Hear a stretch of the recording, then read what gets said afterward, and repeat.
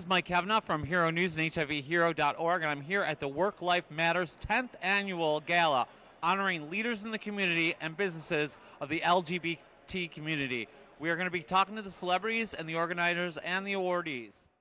Look who I am with, the ever-fabulous Jonathan Lovitz, my Broadway hero for HIVHero.org and Hero News, and now the keynote speaker at this event. How are you feeling about this? I am terrified and using every drop of that to be inspired. This is an unbelievable honor.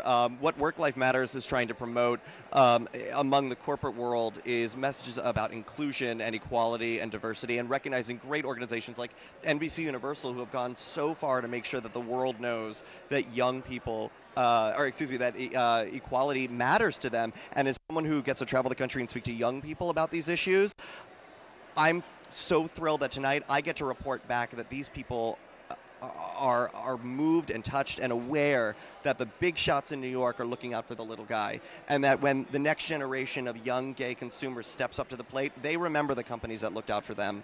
I think that's great. You know, you're always doing so much for the community. You're all over the world right now. How do you? I can't even keep track of you. What's next for you? Oh man, I hope to continue this work as an advocate. You've known my whole career as an actor, and I think I'm going to take a little bit of a step away from performing and get into advocacy and public policy full time. This last election showed that what we need are young leaders who are ready to address the old problems, and I think I'm ready to be one of those. I think you should be running for Congress. What about that? I'm thinking about it. There are a few things on the back burner, and not kidding. When I have news to break, I will make sure you're on that list. We're going to break that story. Listen, one of my favorite people in the whole world, one of the best advocates out there for young people with HIV, with everything LGBT related. I'm so proud of you, and if you do as well as you just did off the cuff with your keynote, I'm sure you're going to be a smash. Thank you. Your support means the world, and what you do to spread the message about HIV awareness and how it's an issue that, while it's not going away anytime soon, is being addressed by incredible heroes like you. And so the more work that people like you do, the sooner we're going to see this go away. So thank you. Thank you so much. And remember, our slogan is condoms are hot. Do you think condoms are hot? I think safe sex, no matter what you use, is hot and the smart thing to do. All right. Thank you so much, Jonathan. Congratulations on your keynote. I can't wait to hear it. Thank you. So now, I would like to introduce you to our first speaker. We'll have one speaker from the LGBT community, and then our second speaker representing allies, speaking on the importance of inclusion. Our first speaker is Jonathan D. Lovitz. Jonathan is a born communicator. Having come to New York after years of touring with some of Broadway's biggest musicals, he then began a career in television and hosting work that has changed him forever, which I'm sure he'll tell you all about. Using his public profile to work with the causes he cherishes most, he has advocated and emceed for the Trevor Project, Broadway Cares, Equity Fights, AIDS, the National Gay and Lesbian Chamber of Commerce, Arts in America, and more. Jonathan has traveled the country speaking everywhere from colleges and universities to packed ballrooms of business and political leaders, inspiring crowds to make a difference. While LGBT youth causes are his primary focus, Jonathan looks for any chance to serve any community in need of a voice. So please join me in welcoming Jonathan D. Lovitz. Yay! Woo!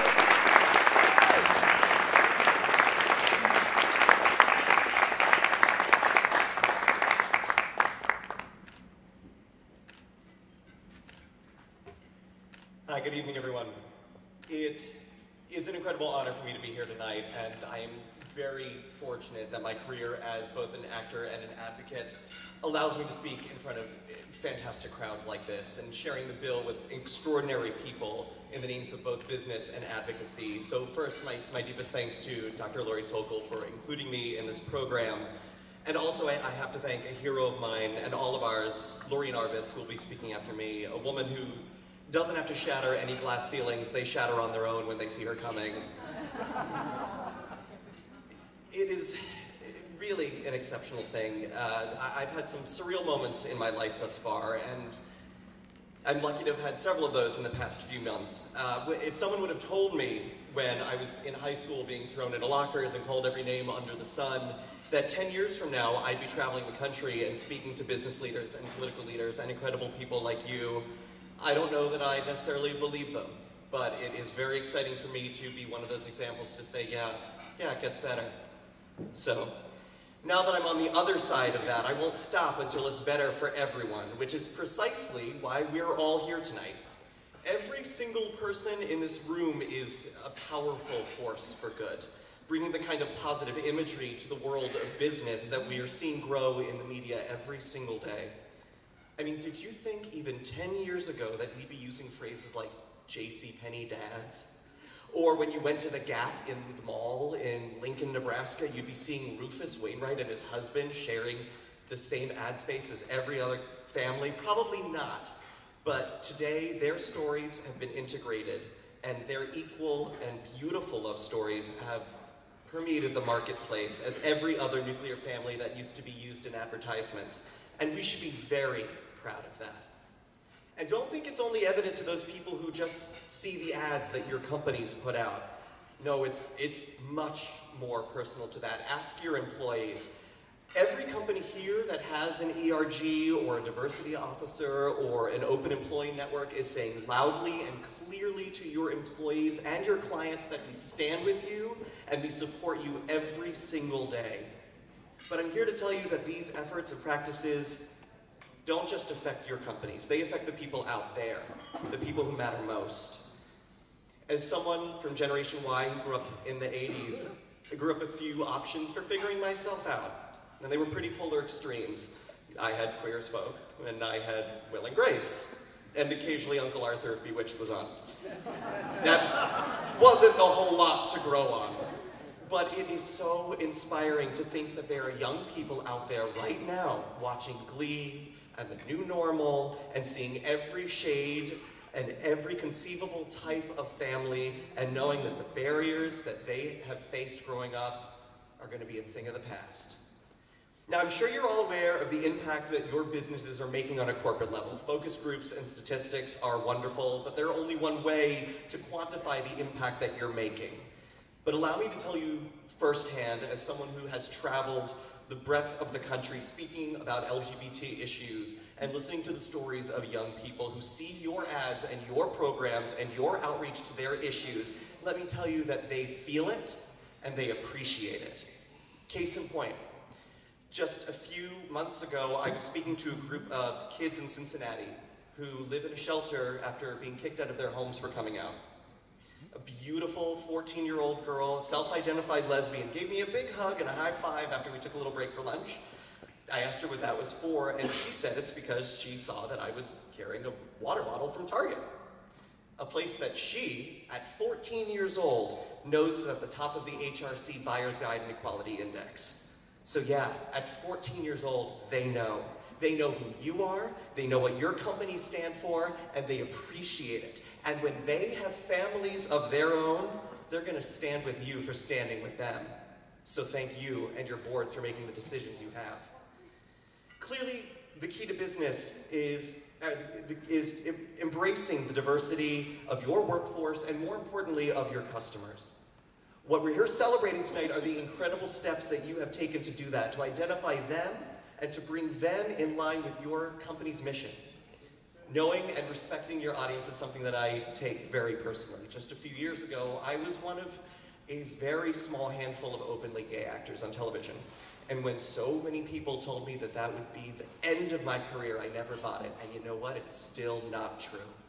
When Out Magazine asked me if I was the next gay leading man, I said, sadly, no, I'm just the next leading man who goes home to his partner like everybody else after a long day on set, but thank you very much.